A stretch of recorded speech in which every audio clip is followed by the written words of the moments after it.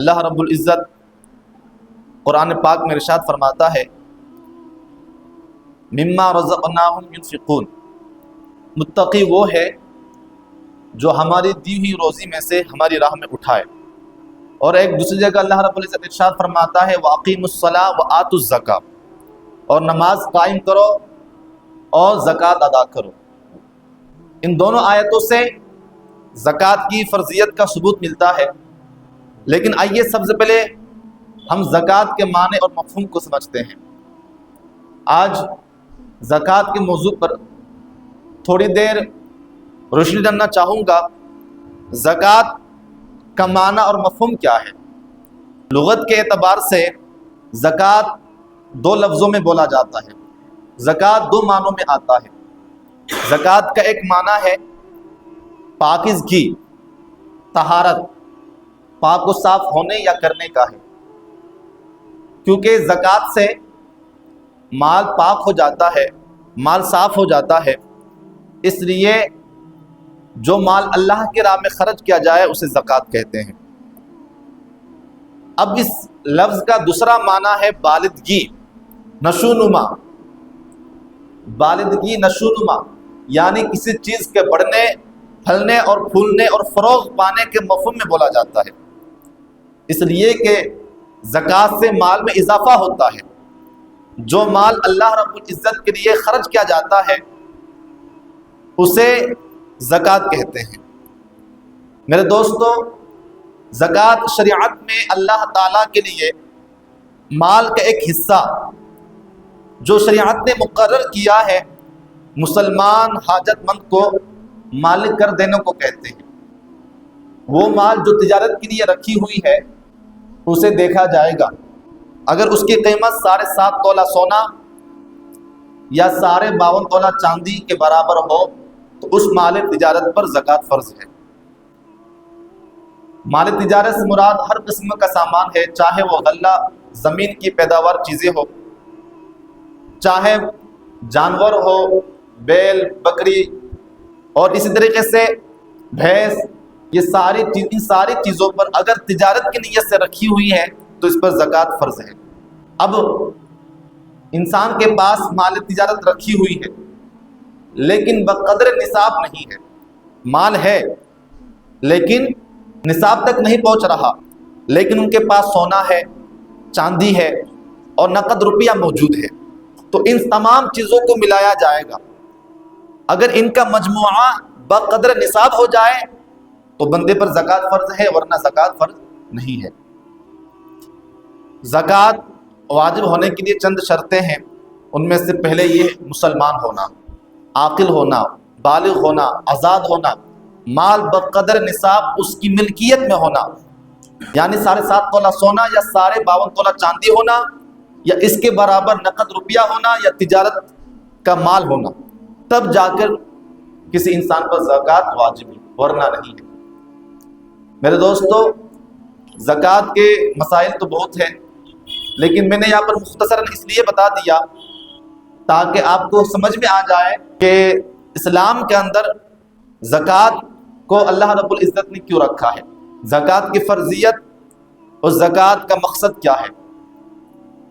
اللہ رب العزت قرآن پاک میں مسلمانوں سے براہ راست مخاطب ہو کر ارشاد فرماتا ہے یا ایھا الذین آمنوا انفقوا مما رزقناکم، اے ایمان والو ہماری دی ہوئی روزی میں سے ہماری راہ میں اٹھاؤ۔ اللہ رب العزت ارشاد فرماتا ہے ھدی للمتقین الذین یؤمنون بالغیب ویقیمون الصلاۃ ومما رزقناہم ينفقون، ہدایت ہے ڈر والوں کو، وہ جو بے دیکھے ایمان لائے اور نماز قائم کرے اور ہماری دی ہوئی روزی میں سے ہماری راہ میں اٹھائے۔ اور ایک دوسری جگہ اللہ رب العزت ارشاد فرماتا ہے وَأَنفِقُوا مِمَّا رَزَقْنَاكُم مِّن قَبْلِ أَن يَأْتِيَ أَحَدَكُمُ الْمَوْتُ، کہ ہماری دی ہوئی روزی میں سے ہماری راہ میں خرچ کرو اس سے قبل کہ تم میں سے کسی کو موت آ جائے۔ اگر اللہ اس کے رسول پر ایمان رکھتے ہیں تو اپنے ایمان کی تکمیل کے لیے مسلمان مالک نصاب پر زکوٰۃ فرض ہے۔ جب تک مسلمان مالک نصاب، اگر وہ مالک نصاب ہے، زکوٰۃ ادا نہیں کرے گا اس وقت تک وہ کامل مسلمان نہیں ہوگا۔ میرے دوستو، احادیث مبارکہ میں زکوٰۃ ادا کرنے کے متعلق سے رسول اللہ صلی اللہ تعالیٰ علیہ وسلم نے دارین کی نعمتوں کی بشارت دی ہے، اور ادا نہ کرنے پر حضور پاک صلی اللہ تعالیٰ علیہ وسلم نے اللہ کے قہر و غضب سے ڈرایا۔ اللہ کے حبیب صلی اللہ تعالیٰ علیہ وسلم ارشاد فرماتے ہیں کہ اسلام کی بنیاد 5 چیزوں پر ہے۔ نمبر 1، اللہ اور اس کے رسول، اللہ کی وحدانیت پر ایمان لانا، رسول اللہ صلی اللہ علیہ وسلم کی رسالت پر ایمان لانا۔ نمبر 2، نماز۔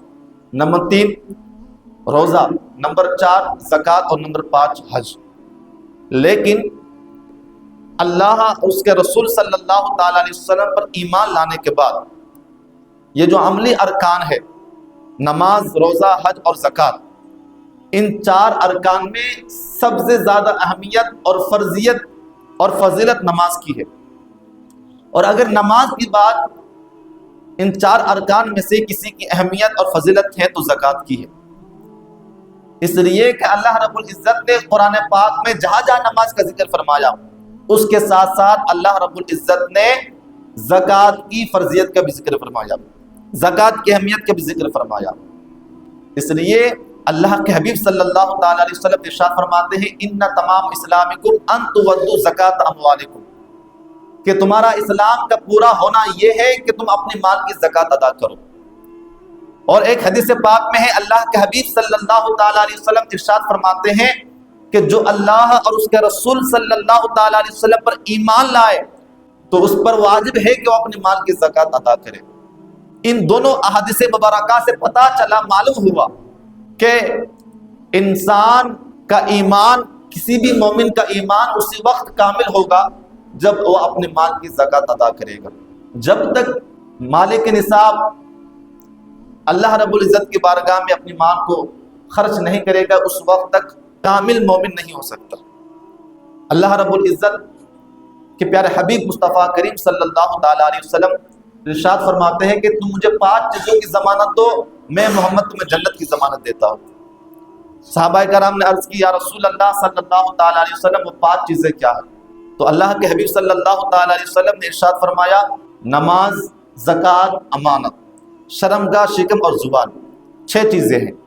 نماز پابندی کے ساتھ پڑھو، نماز کو قائم رکھو، تم پر زکوٰۃ فرض ہے تو زکوٰۃ ادا کرو، امانت میں خیانت نہ کرو، اور اپنے پیٹ کو حرام لقمے سے بچاؤ، اپنی شرمگاہ کی حفاظت کرو، اپنی زبان کی حفاظت کرو۔ تم بھی مجھے ان 6 چیزوں کی ضمانت دے دو، میں محمد تمہیں جنت کی ضمانت دیتا ہوں۔ میرے دوستو، زکوٰۃ ادا کرنے والوں کے لیے آخرت کی زندگی میں جنت کی بشارت ہے۔ جنت ایک ایسی جگہ ہے جہاں ہر طرح کے خوف و خطرے سے انسان محفوظ ہوگا۔ جنت میں نہ کوئی خوف ہے نہ کوئی غم، اتنی آسائشیں ہیں، اور وہاں پر ایسی ایسی نعمتیں ہیں۔ اللہ کے حبیب صلی اللہ علیہ وسلم ارشاد فرماتے ہیں کہ آج تک نہ کسی شخص نے دیکھا، آج تک نے کسی آنکھ نے ایسی نعمت دیکھی، نہ ایسی نعمتوں کا ذکر سنا، اور نہ ہی کسی انسان کے ذہن میں اس کا تصور آیا۔ میرا آقا فرماتے ہیں کہ جنت میں اتنی خوشی ہے کہ اگر کوئی انسان خوشی میں مرتا تو وہ جنت میں خوشی سے مر جاتا، لیکن خوشی سے تو کوئی مرتا ہی نہیں۔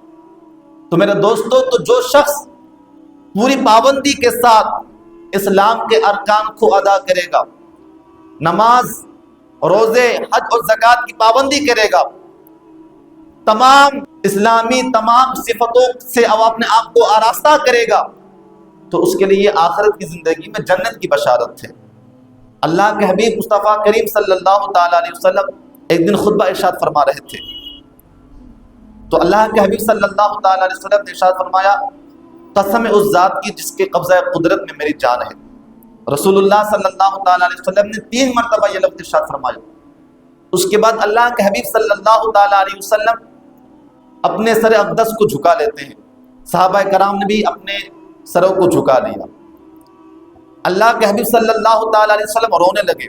تھوڑی دیر کے بعد اللہ کے حبیب صلی اللہ علیہ وسلم نے اپنے چہرہ پر نور کو اٹھایا، اپنے سر کو اٹھایا، تو چہرہ انور پر خوشی کے آثار تھے۔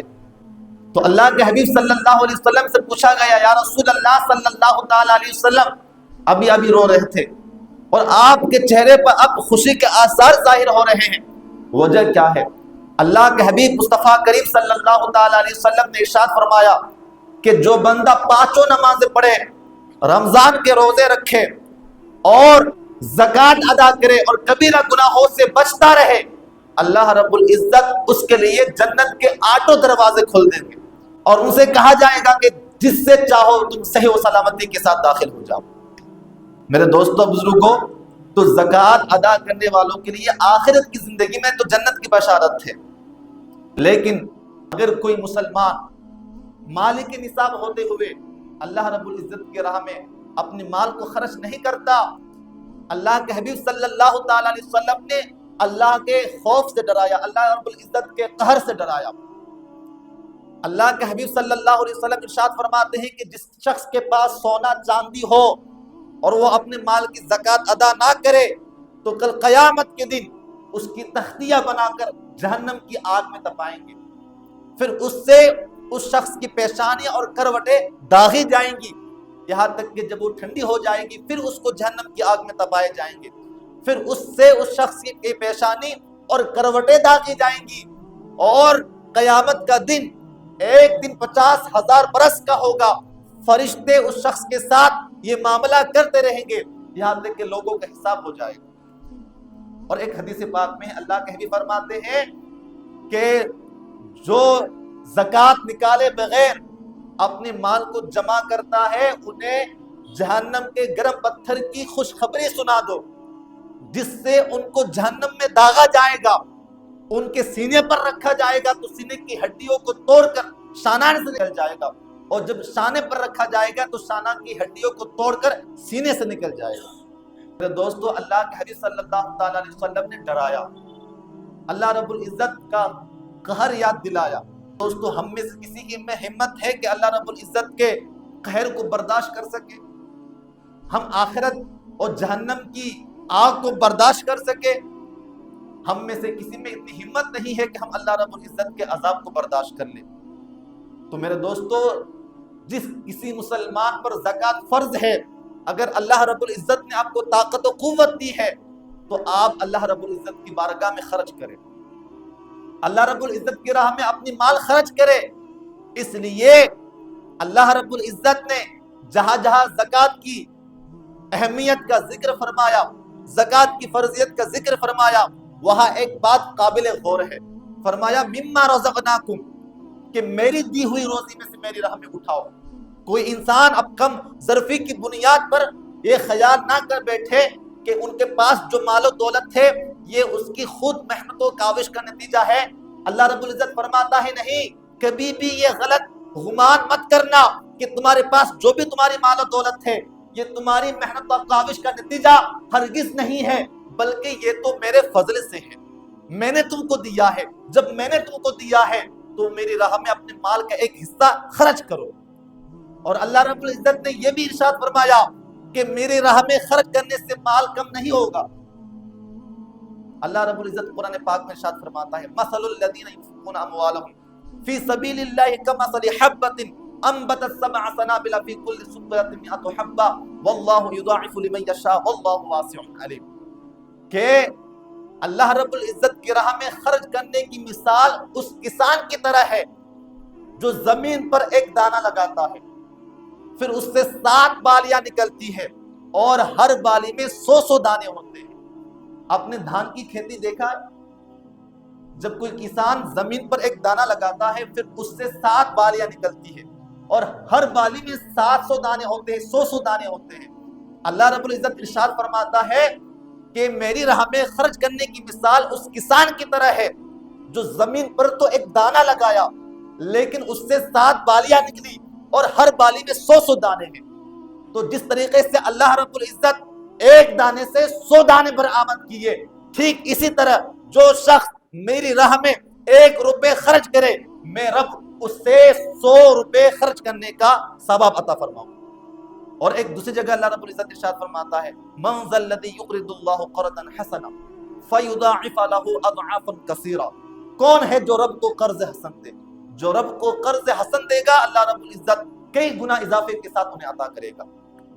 کیا آپ نے حدیث پاک نہیں سنی؟ اللہ کے حبیب صلی اللہ علیہ وسلم ارشاد فرماتے ہیں کہ جو شخص اللہ کی راہ میں ایک کھجور یا ایک نوالا خرچ کرے تو اللہ رب العزت اسے پالتا ہے، جس طرح تم میں سے کوئی شخص اپنے بچوں کو پالتا ہے، یہاں تک کہ وہ بڑھ کر احد پہاڑ کے برابر ہو جاتا ہے۔ تو تم مال اللہ رب العزت کی بارگاہ میں خرچ کرنے سے کم نہیں ہوتا، اور اگر آپ اللہ رب العزت کی راہ میں خرچ کرنے سے ڈرتے ہیں تو میں آپ کو آگاہ کر دوں کہ جو رب آپ کو مال و دولت دیا ہے، جو رب مال و دولت دینے پر قادر ہے، وہ رب تمہارے مال و دولت کو چھیننے پر بھی قادر ہے۔ اس لیے اللہ رب العزت دیا ہے، اللہ رب العزت نے آپ کو طاقت و قوت دی ہے، تو آپ اللہ رب العزت کی راہ میں اپنے مال کا ایک حصہ خرچ کریں۔ اس لیے کہ اللہ رب العزت کا حکم ہے، اللہ رب العزت کی بارگاہ میں شکر ادا کرے کہ اللہ رب العزت نے آپ کو دینے والا بنایا ہے۔ اگر آپ کسی مسلمان کی مدد کر رہے ہیں، کسی مسلمان کی حاجت کو پوری کر رہے ہیں، تو اس پر اللہ رب العزت کا شکر ادا کرے کہ اللہ نے مجھے اپنے بندے کی حاجت کو پوری کرنے کی طاقت دی ہے، اور ہرگز کسی بندے کی مدد کر کے، کسی بندے کی حاجت کو پوری کر کے احسان مت جتانا۔ اس لیے کہ اللہ رب العزت آگاہ کر دیا، لا تبطلوا صدقاتکم بالمن والعذا، کہ جو شخص صدقات دینے کے بعد احسان جتائے تو اس کے صدقے کا اجر و ثواب ختم ہو جاتا ہے۔ رب فرماتے ہیں کہ اپنے صدقات کو احسان جتا کر اور تکلیف دے کر باطل نہ کرو۔ اللہ رب العزت نے دیا ہے تو اللہ کی راہ میں خرچ کرو، یہ جان کر کہ اللہ نے مجھے اپنے مخلوق کے، اپنے بندوں کی حاجت کو پوری کرنے کی طاقت دی ہے، اور ہر کسی مسلمان کی مدد کرنے کے بعد احسان مت جتانا، ورنہ صدقے کا اجر اور ثواب ختم ہو جائے۔ میرے دوستو، اب یہاں پر ایک بات بتا دوں کہ اللہ رب العزت کی راہ میں خرچ کرنے کا اجر کتنا بڑا ہے، اور اللہ رب العزت اپنی راہ میں خرچ کرنے والوں کی شان کیسے بیان کرتا ہے۔ حدیث پاک میں ہے، اللہ کے حبیب صلی اللہ علیہ وسلم ارشاد فرماتے ہیں کہ جب اللہ رب العزت نے زمین کو پیدا فرمایا تو زمین ہلنے لگی، تو اللہ رب العزت نے پہاڑوں کو پیدا فرمایا، اور پہاڑوں کے سہارے اللہ رب العزت نے زمین کو ٹھہرا دیا، تو فرشتوں کو اس کی طاقت پر بڑا تعجب ہوا۔ فرشتوں نے اللہ رب العزت کی بارگاہ میں عرض کی، اے پروردگار عالم، کیا تیری مخلوق میں پہاڑ سے بھی زیادہ طاقتور کوئی چیز ہے؟ تو رب تبارک و تعالیٰ نے فرمایا، ہاں، لوہا ہے جو پہاڑ کو بھی توڑ دے۔ فرشتوں نے عرض کی، اے پروردگار عالم، کیا تیری مخلوق میں لوہا سے بھی زیادہ طاقتور کوئی چیز ہے؟ تو رب تبارک و تعالیٰ نے فرمایا، ہاں، آگ ہے جو لوہا کو بھی پگھلا دے۔ فرشتوں نے عرض کی، اے پروردگار عالم، کیا تیری مخلوق میں آگ سے بھی بڑھ کر کوئی طاقتور چیز ہے؟ رب تبارک تعالیٰ نے فرمایا، ہاں، پانی ہے جو آگ کو بھی بجھا دے۔ فرشتوں نے پھر رب کی بارگاہ میں عرض کی، اے پروردگار عالم، کیا تیری مخلوق میں پانی سے بھی زیادہ طاقتور کوئی چیز ہے؟ رب تبارک تعالیٰ نے فرمایا، ہاں، ہوا ہے جو پانی کو بھی نچاتا ہے، جدھر چاہے یہ ہوا پانی کو اڑا لے جاتی ہے۔ تو فرشتوں نے پھر رب تعالیٰ کی بارگاہ میں عرض کی، اے پروردگار عالم، کیا تیری مخلوق میں ہوا سے بھی بڑھ کے کوئی طاقتور چیز ہے؟ رب تبارک تعالیٰ نے فرمایا، ہاں، ابن آدم کا اپنے دانے ہاتھ سے صدقہ اس طرح دینا کہ اس کے بائیں ہاتھ کو خبر نہ۔ اللہ اکبر۔ میرے دوستوں اور بزرگوں، چھپا کر صدقہ دینے کی شان اللہ رب العزت نے کیسے بیان فرمایا؟ فرمایا کہ جو شخص اس طرح چھپا کر صدقہ کرے کہ داہنے ہاتھ سے دے تو بائیں ہاتھ کو اس کی خبر نہ ہو، تو ایسا شخص پہاڑوں سے، لوہا سے، آگ سے، پانی سے، ہوا، ان تمام چیزوں سے بڑھ کے طاقتور ہے۔ تو میرے دوستوں اور بزرگوں، تو چھپا کے صدقہ دینے کی شان تو اللہ رب العزت ایسے بیان فرماتا ہے، لیکن آج کوئی بھی شخص چھپا کر کوئی نیکی نہیں کرنا چاہتا۔ اگر کوئی کسی کی 10 روپے کی مدد کر دے تو وہ بھی دکھانا چاہتا ہے کہ میں مدد کر رہا ہوں۔ تو میرے دوستو، اللہ رب العزت نے چھپا کر صدقہ دینے والوں کو پسند فرمایا ہے، لیکن بار بار کہہ رہا ہوں، اگر اللہ رب العزت نے مال و دولت دی ہے، اگر اللہ کے راہ میں خرچ نہ کرے تو اس کا انجام بہت برا ہے۔ قارون کا نام آپ نے سنا ہوگا۔ قارون حضرت موسیٰ علیہ السلام کے چچا کا بیٹا تھا، بہت ہی خوبصورت شکل شخص تھا، لوگ ان کے حسن و جمال سے متاثر ہو کر منور کہا کرتے تھے، اور توریت کا بہت بڑا عالم تھا، بڑا ہی ملنسان اور با اخلاق انسان تھا. لوگ بڑے ہی ادب و ترحم کیا کرتے تھے، لیکن جیسے ہی ان کے پاس مال و دولت آئی ان کی زندگی میں تغیر پیدا ہو گیا، ان کی زندگی میں بدلاؤ آ گیا، اور حضرت موسیٰ علیہ السلام کا کٹر دشمن بن گیا. حضرت موسیٰ علیہ السلام نے جب اپنی قوم کو زکوٰۃ دینے کا حکم دیا تو قارون نے کہا کہ میں اپنے مالوں میں سے، کیونکہ ان کے پاس مالوں کا خزانہ تھا، انہوں نے کہا کہ میں اپنی تمام مالوں میں سے 1000واں حصہ زکوٰۃ نکالوں گا. گھر گیا، جب وہ حساب لگایا تو ایک بھاری رقم زکوٰۃ کی نکلی، تو انہوں نے زکوٰۃ دینے سے انکار کر دیا. نہ صرف انکار کیا بلکہ عام طور پر لوگوں کو بہکانے لگا کہ اس طرح تمہارے مالوں کو حضرت موسیٰ علیہ السلام غضب کرنا چاہتے ہیں، اس بہانے سے تمہارے مالوں کو ہڑپنا چاہتے ہیں. میرے دوستو، اس قارون نے یہاں تک گھناؤنی چال چلی کہ ایک عورت کو کثیر مال و دولت دے کر اس بات پر آمدہ کیا کہ وہ حضرت موسیٰ علیہ السلام پر بدکاری کی تہمت لگائے. حضرت موسیٰ علیہ السلام خطبہ دے رہے تھے، عین اسی وقت قارون نے آپ کو ٹوکا اور کہا کہ اے موسیٰ، آپ نے فلانی عورت سے بدکاری کی ہے. حضرت موسیٰ علیہ السلام نے اس عورت کو بلایا اور اس عورت سے کہا کہ اس ذات کی قسم جس نے بنی اسرائیل کے لیے، اس رب کی قسم جس نے بنی اسرائیل کے لیے دریا کو پھاڑ دیا اور دریا سے پار کرا کر فرعون سے نجات دی، بتا واقعہ کیا ہے. حضرت موسیٰ علیہ السلام کے جلال اور حضرت موسیٰ علیہ السلام کے رعب سے وہ عورت سہم گئی اور کانپنے لگی اور کہنے لگی کہ واقعہ یہ ہے کہ قارون نے مجھے کثیر مال و دولت دے کر اس بات پر آمدہ کیا تھا کہ میں آپ پر تہمت لگاؤں. حضرت موسیٰ علیہ السلام سجدہ شکر میں گر پڑے اور حضرت موسیٰ علیہ السلام نے دعا کی کہ اے اللہ، قارون پر اپنا قہر و غضب نازل فرمایا. حضرت موسیٰ علیہ السلام نے زمین کو حکم دیا، اے زمین، قارون کو پکڑ لے. حضرت موسیٰ علیہ السلام حکم پاتے ہی زمین قارون کو پکڑ لیتا، یہاں تک کہ وہ گھٹنے تک زمین میں دھس جاتا ہے. دوبارہ حکم دیتے ہیں یہاں تک کہ قارون گلے تک زمین میں دھس گئے. اس کے بعد قارون حضرت موسیٰ علیہ السلام کی بارگاہ میں رونے لگا، بلبلانے لگا اور اپنی قرابت اور رشتہ داری کا واسطہ دینے لگا، آپ مجھے بخش دے، معاف کر دے. حضرت موسیٰ علیہ السلام نے اس کی ایک نہیں سنی، یہاں تک کہ وہ زمین میں دھس گیا.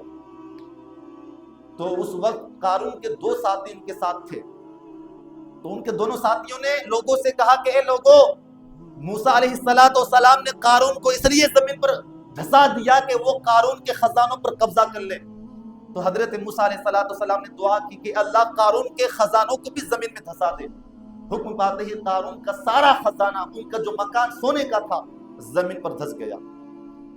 قارون کا خزانہ کیا تھا؟ اللہ رب العزت قرآن پاک میں ارشاد فرماتا ہے ان قارون کان من قوم موسیٰ فبغى عليهم وآتيناه من الكنوز ما ان مفاتحه لتنوء بالعصبة اولي القوة، کہ اللہ رب العزت نے قارون کو اس قدر مال و دولت دیا تھا کہ ان کی خزانوں کی کنجیاں ایک مضبوط بھاری جماعت بھی آسانی سے نہیں اٹھا سکتی، صرف ان کی خزانوں کی کنجیاں. میرے دوستوں اور بزرگوں، انہوں نے زکوٰۃ دینے سے انکار کیا اور نبی علیہ السلام کی گستاخی کی، تو اللہ رب العزت نے ان کو دنیا میں ہی سزا دے دی. تو میرے دوستو، اگر اللہ رب العزت نے آپ کو مال و دولت دیا ہے، حضور پاک صلی اللہ تعالیٰ علیہ وسلم کے وفات کے بعد حضرت ابوبکر صدیق رضی اللہ تعالیٰ عنہ خلافت کے مسند پر بیٹھے تو منکرین زکوٰۃ پیدا ہو گئے، زکوٰۃ کا انکار کرنے والے پیدا ہو گئے. حضرت ابوبکر صدیق رضی اللہ تعالیٰ عنہ ان کے خلاف جہاد کا حکم دیا اور حضرت ابوبکر صدیق رضی اللہ تعالیٰ عنہ نے فرمایا کہ خدا کی قسم، وہ بکری کا بچہ جو حضور صلی اللہ علیہ وسلم کے پاس حاضر ہوا کرتا تھا، اگر کوئی شخص اسے دینے سے انکار کرے گا میں اس پر بھی ان سے جہاد کروں گا. میرے دوستو، زکوٰۃ کا انکار کرنے والا کافر ہے اور زکوٰۃ نہ دینے والا فاسق اور قتل کا مستحق ہے اور تاخیر سے ادا کرنے والا گنہگار ہے. میرے دوستو، بے شمار ایسے واقعات ہیں. ثعلبہ بن حاطب ایسا مفلس شخص تھا کہ کثرت سے سجود کی وجہ سے ان کی پیشانی پر صرف داغ ہی نہیں بلکہ گھٹنے کی طرف کھل گیا تھا۔ نماز پڑھنے کے بعد بہت جلد مسجد سے نکل جایا کرتا تھا۔ ایک مرتبہ اللہ کے حبیب صلی اللہ تعالیٰ علیہ وسلم نے ثعلبہ سے پوچھا کہ اے ثعلبہ تم مسجد سے جلد کیوں نکل جاتے ہو؟ عرض کی یا رسول اللہ میرے پاس ایک ہی لباس ہے، نماز پڑھ کر گھر جاتا ہوں اسی لباس کو پہن کر میری بیوی نماز پڑھتی ہے، آپ میرے لیے دعا کر دیں کہ اللہ رب العزت مجھے مال و دولت دے دے۔ اللہ کے حبیب صلی اللہ تعالیٰ علیہ وسلم نے ارشاد فرمایا اے ثعلبہ یہ تھوڑا مال جس کا تو شکر ادا کرتا ہے اس مال کثیر سے بہتر ہے جس کا تو شکر ادا نہیں کر سکتا۔ عرض کی یا رسول اللہ دعا فرما دیں۔ میرے نبی نے پھر ارشاد فرمایا اے ثعلبہ کیا تیری نگاہوں کے سامنے میری زندگی نہیں ہے؟ کیا تو اس بات پر راضی نہیں ہے کہ تیری زندگی میری زندگی جیسی ہو؟ ثعلبہ نے عرض کی یا رسول اللہ دعا کر دے اللہ رب العزت اگر مجھے مال و دولت دے گا تو میں اللہ کے راہ میں خرچ کروں گا، حق والوں کا حق ادا کروں گا۔ رسول اللہ نے دعا فرما دی۔ ثعلبہ بن حاطب بکری خریدا اور وہ اس قدر بڑا کہ اس کا مدینہ منورہ میں رہنا مشکل ہو گیا۔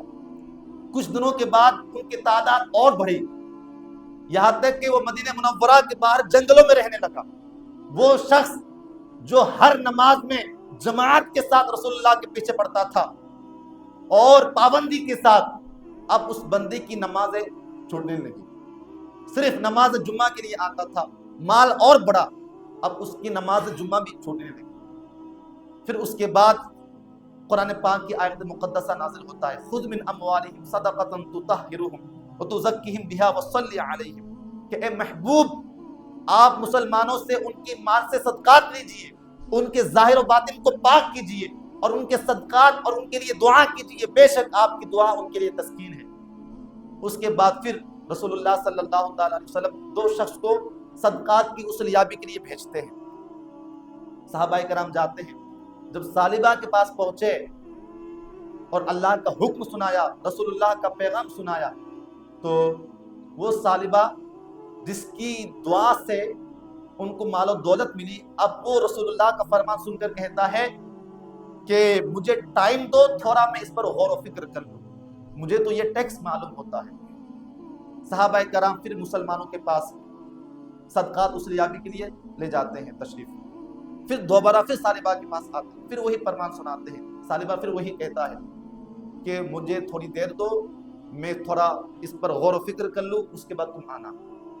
صحابہ کرام رسول اللہ کی بارگاہ میں پہنچتے ہیں، سارا واقعہ سناتے ہیں۔ تو اس وقت ثعلبہ کے نفاق کے متعلق سے آیت مقدسہ نازل ہوا وَمِنْهُمْ مَنْ عَاهَدَ اللَّهَ لَئِنْ آتَانَا مِنْ فَضْلِهِ، پوری آیت نازل ہوئی۔ اس آیت مقدسہ میں اللہ تبارک و تعالیٰ نے فرمایا کہ وہ جس نے اللہ رب العزت سے عہد کیا کہ اگر اللہ انہیں اپنے فضل سے عطا کرے گا تو وہ اللہ کے راہ میں خرچ کرے گا، لیکن جب اللہ نے اسے دیا تو وہ اپنے وعدے سے پھر گئے، انہوں نے اپنے وعدہ کو توڑ دیا، بس اللہ تبارک و تعالیٰ نے نفاق ان کے دلوں میں ڈال دیا۔